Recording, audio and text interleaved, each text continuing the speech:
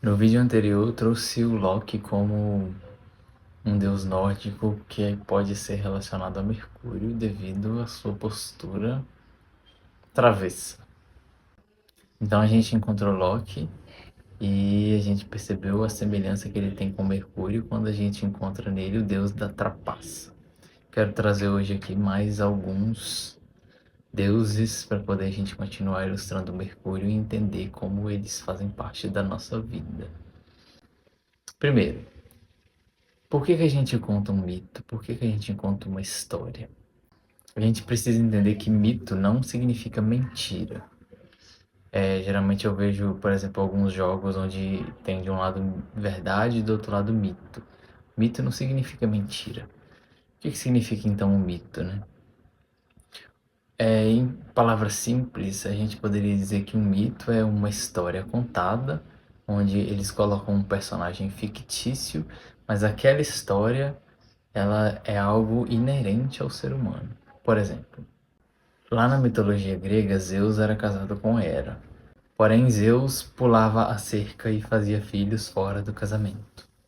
Isso é um mito. Isso é uma mentira. Não é por aí que a gente olha, entendeu? Então a gente vê que um mito conta a história que os seres humanos praticam. A gente entende os mitos como histórias que acontecem com a gente também. Então, quando a gente entende um mito, a gente entende como funcionam as relações humanas e os acontecimentos que nos cercam. Mas vamos continuar. Dentre os orixás, nós encontramos dois que podem ser associados a Mercúrio e ao signo de Gêmeos.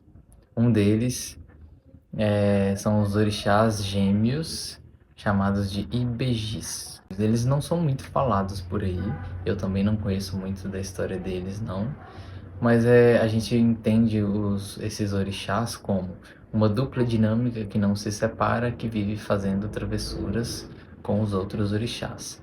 É aquela face dos orixás onde existe a pureza da criança. Então são os ibejis, eles são relacionados ao signo de Gêmeos por conta da leveza e da postura do puer deles. Lembra o Pequeno Príncipe, Peter Pan, os ibejis? Então nos orixás a gente encontra os ibejis como regentes do signo de Gêmeos. Porém a gente encontra um outro também que ele é um tanto mal visto por pura ignorância. Ele pode ser visto como regente de dois signos relacionados ao que eu já estudei e que eu compreendo até então. A gente encontra aqui o orixá Exu. Pois é. Mas a gente vai entender o significado de Exu em relação a esse signo, porque ele é muito mais profundo do que isso. Então a gente entende que os Exus, eles são orixás das encruzilhadas. O que significa uma encruzilhada? No sentido literal, é quando você se depara com uma rua que tem mais de um caminho. Mas qual que é o sentido simbólico das encruzilhadas, né? Quando você se depara com alguma questão na sua vida, onde você tem mais de uma opção e não necessariamente sabe para onde ir. E aí é o momento que a gente chama o Exu para poder ajudar a gente a abrir o nosso caminho, a entender o caminho que a gente tem que seguir. No sentido de regência de Gêmeos, Exu ele tem esse papel de nos auxiliar nas encruzilhadas. Também ele é considerado o orixá mensageiro. Então a gente vê aqui a semelhança dele com o nosso Mercúrio, deus olímpico mensageiro.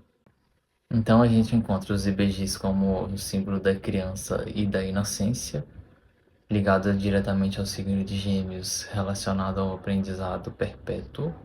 A gente entende Exu como orixá, relacionado também a Gêmeos nesse ponto, que nos ajuda a compreender as encruzilhadas da vida, porque a nossa mente tem essa função. Porém, eu quero falar de um lado de Mercúrio que ele é importante ser entendido e a gente começa a linkar os pontos. Mercúrio era considerado um psicopompo.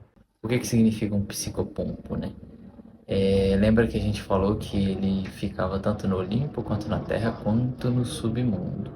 Então, Mercúrio é aquele deus que tinha a capacidade de entrar também no submundo, no mundo de Hades. A gente fala de Hades mais lá pra frente, ainda não é hora. O que significa um deus ser psicopompo?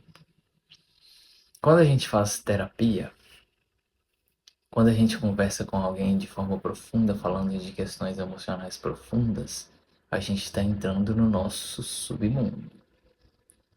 Quem é Mercúrio? A nossa mente. Então a nossa mente está entrando no submundo, a nossa mente está entrando no inconsciente, a nossa mente está trazendo à tona questões para serem tratadas. Então esse é o papel do Mercúrio psicopompo. Ele investiga a partir da terapia, por isso que sempre vai ser importante as pessoas na nossa vida, porque a gente vai espelhar um lado nosso em outra pessoa. Se a pessoa tiver ferramentas, você consegue trazer as suas questões que você muitas vezes não compreende, e o terapeuta vai te trazer um espelho e um conselho ou até mesmo uma solução para a sua questão.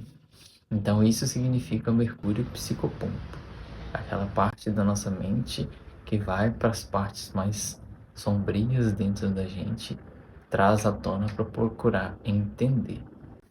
Porque de alguma forma é como se a mente limpasse a libido. O que eu quero dizer com isso?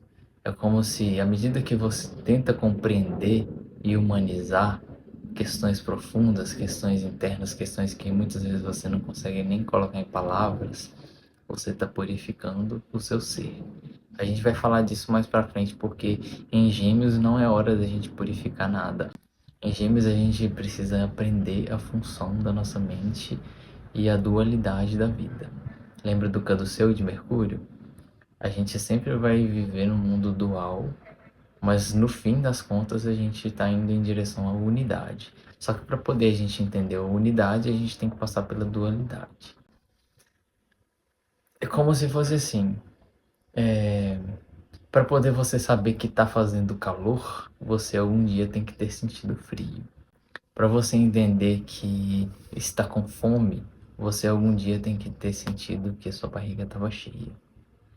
Então, assim, a polaridade ela tem essa função, mas é tudo duas caras de uma mesma moeda. Se você joga uma moeda para cima e cai cara, você sabe que do outro lado está a coroa. Se você pensa de uma determinada forma, você sabe que existe uma outra forma de pensar oposta àquela. Eu diria que a partir da nossa mente a gente vai se compreendendo e se humanizando. Mais uma vez, se a gente for seguir apenas instintos e as nossas vontades e os nossos quereres, porque tem muita gente nesse mundo que ainda vive só disso, buscar satisfação instintual, a gente de alguma forma se limita. A gente não alcança a real capacidade humana. Lembrando, a gente está falando do elemento ar e ele é o que nos torna humanos. Claro que a gente engloba todos, mas no sentido de trazer a questão da racionalidade. Somos seres racionais por conta do elemento ar. Então tem a devida importância a gente considerar isso. Em resumo, o que a gente traz aqui? Temos os Ibejis, Exu, como os orixás sincretizados a Mercúrio. Temos o Mercúrio psicopompo, que é a maneira como a gente compreende questões profundas dentro da gente a partir da nossa mente. E com isso, a gente vai dando sequência. Além do mais, a gente começa a entender aqui que a mitologia não é uma historinha para boi dormir. Fala da realidade humana, só que com personagens diferentes. Se eu falar que Zeus traiu Hera, pulou a cerca e arrumou um filho, isso é uma coisa que só acontece com os deuses? Claro que não. Então a gente entende aqui que mito não é mentira. Mito é uma história que revela a verdade humana. É como se nos revelasse o funcionamento do ser humano. É muito mais complexo do que isso, mas vamos tentar simplificar, né? Porque a vida já é difícil demais, tem hora. E em Gêmeos a gente simplifica, porque Gêmeos não gosta de coisa muito difícil, porque Mercúrio é rápido, ele gosta de desatar nós.